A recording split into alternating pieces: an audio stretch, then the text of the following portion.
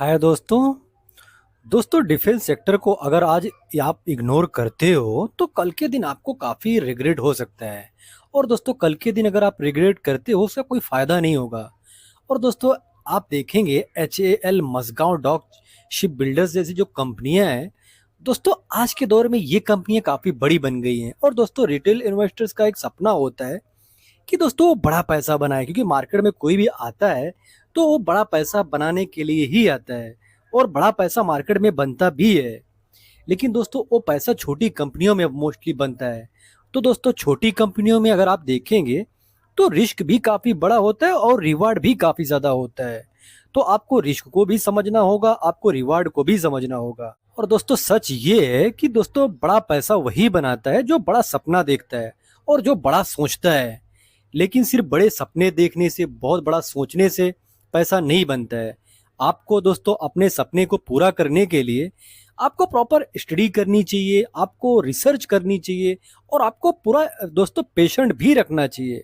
अगर आप स्टडी भी करते हो, रिसर्च भी करते हो, पेशेंट भी रखते हो और छोटी कंपनियों में अगर आप टिक जाते हो, अगर वो कंपनी फ्यूचर में बड़ी बनती है तो दोस्तों बड़ा पैसा बनाया जा सकता है।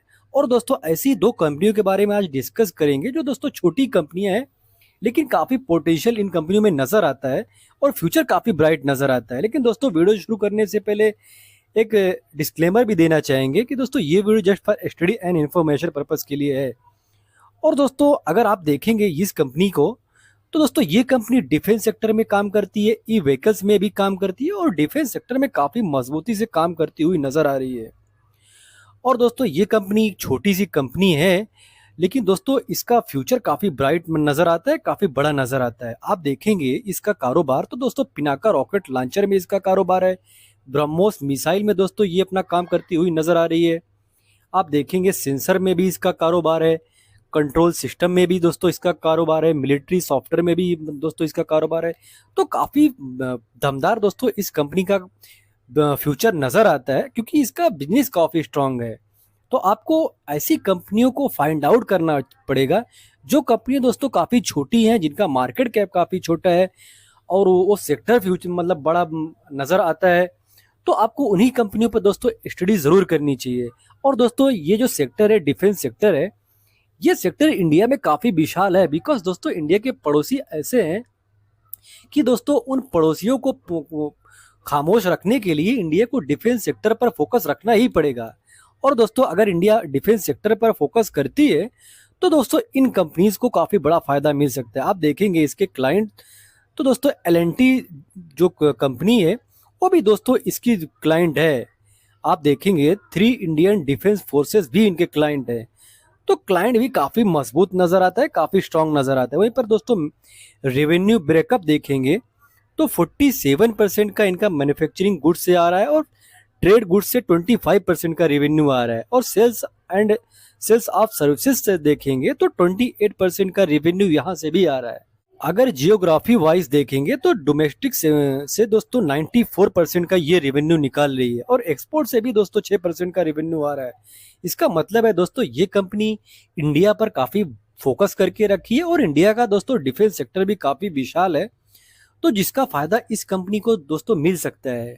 और इस कंपनी का मार्केट कैप अगर आप देखते हैं तो मार्केट कैप काफी छोटा है, 1938 करोड़ का मार्केट कैप होना वो भी डिफेंस सेक्टर की कंपनी के लिए दोस्तों काफी छोटा जरूर माना जाता है।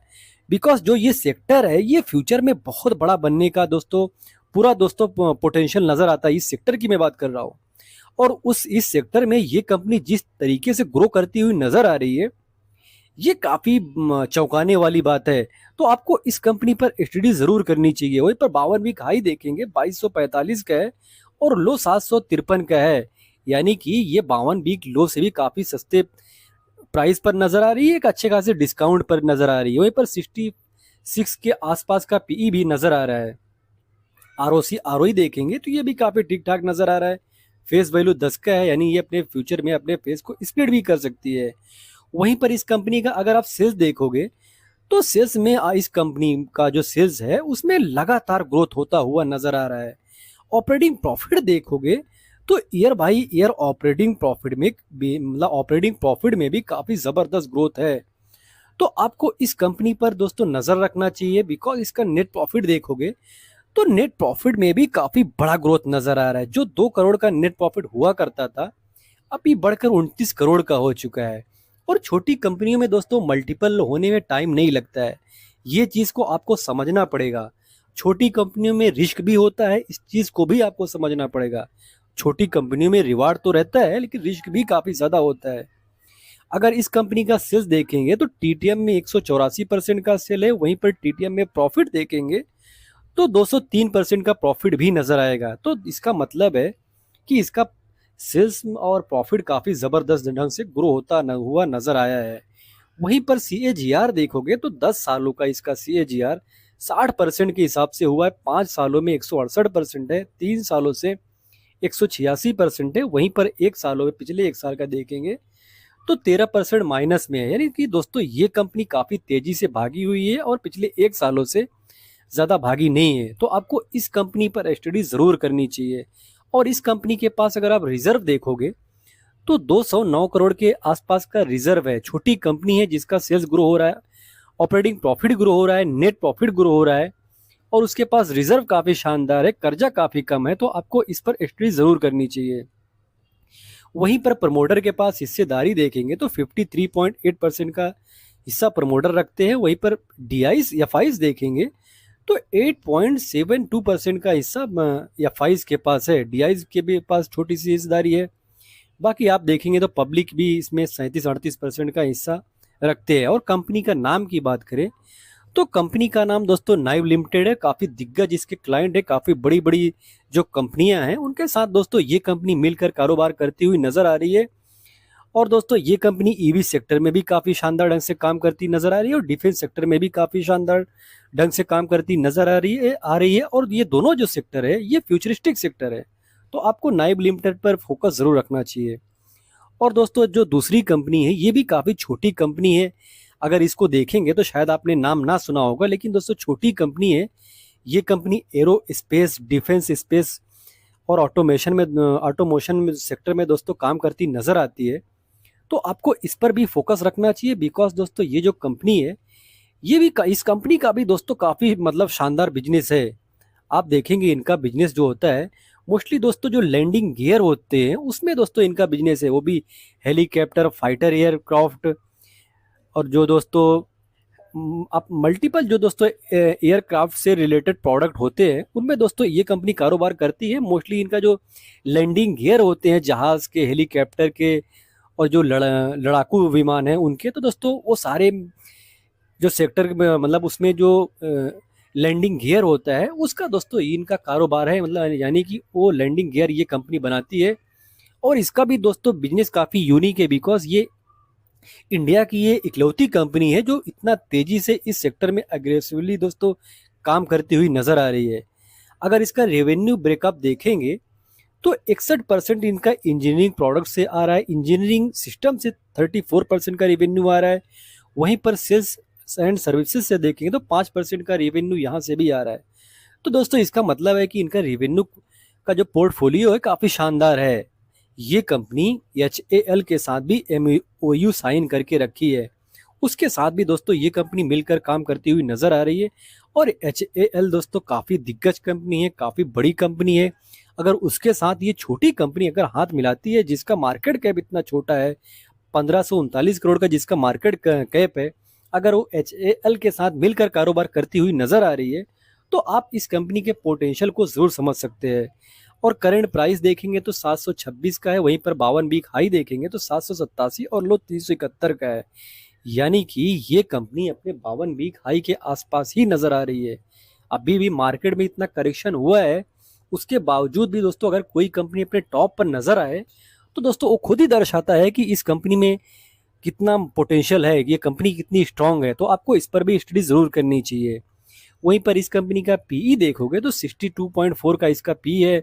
आरओसी आरओई देखोगे तो ये भी काफी शानदार है। आरओसी अगर 25.6 का है तो काफी अच्छा जरूर माना जाता है। आरओसी अगर आरओई देखोगे तो 19.4 का आरओई भी है।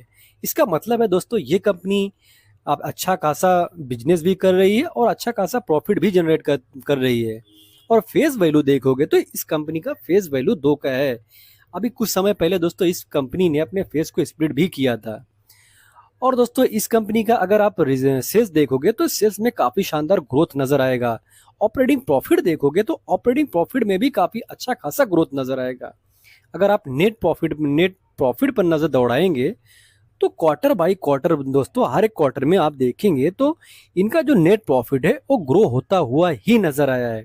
अगर एक छोटी कंपनी कंसिस्टेंसी के साथ ऊपर जा रही है और एक ऐसे सेक्टर में काम करती हुई नजर आ रही है जो सेक्टर काफी विशाल है, तो वो खुद ही दोस्तों अपने आप में एक यूनिक चीज जरूर बन जाती है। तो आपको इस पर भी स्टडी जरूर करनी चाहिए। और इसका अगर आप सेल्स देखोगे तो काफी शानदार ढंग से सेल्स में भी ग्रोथ नजर आएगा। 10 सालों का इसका सेल्स 17% के हिसाब से ग्रो हुआ है।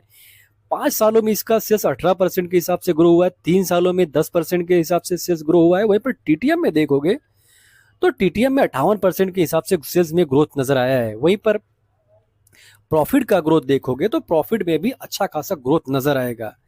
अगर CAGR देखोगे तो 10 सालों का 38% के हिसाब से CAGR बना कर दिया है। और दोस्तों कोई भी कंपनी अगर 38% का CAGR बनाकर देती है तो दोस्तों वो बहुत बड़ी बात मानी जाती है। और दोस्तों ऐसा CAGR बड़ी कंपनी में मिल पाना मुश्किल नहीं नामुमकिन जैसा होता है। अगर बड़ा रिटर्न बनाना है तो दोस्तों छोटी कंपनियों पर आपको रिसर्च करनी पड़ेगी, छोटी कंपनियों पर आपको स्टडी करनी पड़ेगी और दोस्तों पेशेंट भी रखना पड़ेगा। तो दोस्तों इन कंपनियों पर आपको फोकस जरूर करना चाहिए। ये भी कंपनी काफी अच्छे खासे ढंग से दोस्तों ग्रो करती हुई नजर आ रही है। वहीं पर इस कंपनी का रिजर्व देखोगे तो 105 करोड़ का रिजर्व है। उसके मुकाबले में कर्जा देखोगे तो कर्जा कुछ भी नहीं है। यानी कि दोस्तों ये कंपनी डेप्थ फ्री कंपनी है। और छोटी कंपनी का डेप्थ फ्री होना एक काफी स्ट्रांग पॉइंट जरूर माना जाता है, जिसके पास रिजर्व भी काफी बड़ा है। और दोस्तों प्रमोटर के पास देखेंगे तो 71% से भी ज्यादा का हिस्सेदारी प्रमोटर खुद ही लेकर बैठे हैं। अगर दोस्तों किसी छोटी कंपनी के पास प्रमोटर के पास बड़ी हिस्सेदारी होती है तो ये भी काफी स्ट्रांग पॉइंट जरूर माना जाता है। अगर इसमें देखेंगे तो एफआईज की भी हिस्सेदारी है। इनफैक्ट दोस्तों एफआईज ने अपने हिस्से को बढ़ाया ही है। अगर दिसंबर में देखेंगे 2.77% का जो इनका हिस्सेदारी हुआ करता था अभी बढ़कर वो 3.11% का हो चुका है।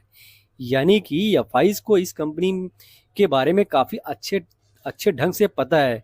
और दोस्तों जो छोटी कंपनियां होती हैं एफआईज डीआईज ऐसी कंपनी से दूर रहते हैं। और दोस्तों जब उनको प्रॉपर है उस कंपनी पर स्टडी करते हैं तभी वो कुछ भी बाय और सेल का डिसीजन लेते हैं। जो एफआईज होते हैं या डीआईज होते हैं वो किसी कंपनी में यूं ही अपना पोजीशन नहीं बनाते हैं। इस चीज को आपको नजर जरूर रखना चाहिए। वहीं पर कंपनी का नाम की बात करें तो दोस्तों कंपनी का नाम सिक्का इंटर प्लांट सिस्टम लिमिटेड है। काफी इंटरेस्टिंग कंपनी है, काफी दमदार कंपनी है, काफी फ्यूचरिस्टिक कंपनी है। और फ्यूचर दोनों कंपनियों का काफी मजबूत नजर आता है। तो दोस्तों आप चाहें तो कमेंट बॉक्स में जरूर लिख सकते हैं कि दोस्तों आपके पास डिफेंस सेक्टर की आपके पोर्टफोलियो में कौन सी कंपनी है। अगर आपको वीडियो इंटरेस्टिंग लगा हो तो दोस्तों वीडियो को लाइक कमेंट शेयर करें और चैनल को सब्सक्राइब करना बिल्कुल भी ना भूलें। और मिलते हैं किसी नए वीडियो में एक नए टॉपिक के साथ। तब तक के लिए दोस्तों हैप्पी इन्वेस्टिंग।